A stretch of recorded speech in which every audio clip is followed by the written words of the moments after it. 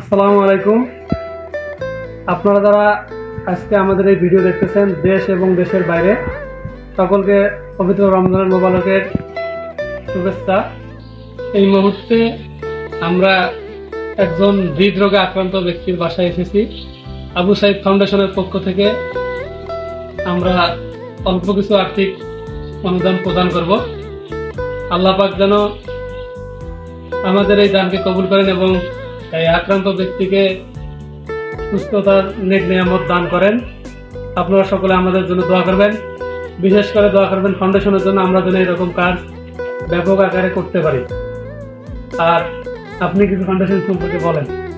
যে মালমাত্রা দেওয়া হয়েছে আল্লাহ পাক রহমত করুন, আমরাও দোয়া করি। আরো ধন্যবাদ।